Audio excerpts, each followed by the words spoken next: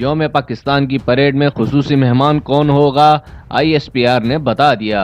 पाक फौज के तर्जुमान मेजर जनरल आसिफ गफूर का कहना है कि 23 मार्च को यौम पाकिस्तान परेड का इनेकाद किया जा रहा है, जिसमें मलेशिया के वजीर आजम महातीर मोहम्मद बतौर मेहमान खुसूसी शिरकत करेंगे।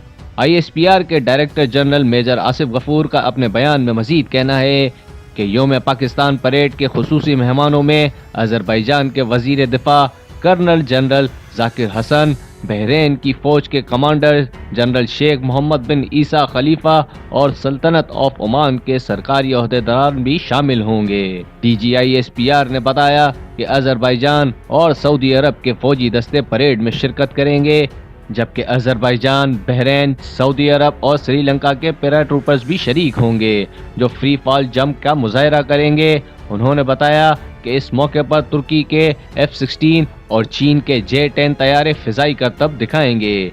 मेजर जनरल आसिफ गफूर ने बताया, यौम पाकिस्तान की परेड का स्लोगन पाकिस्तान जिंदाबाद होगा।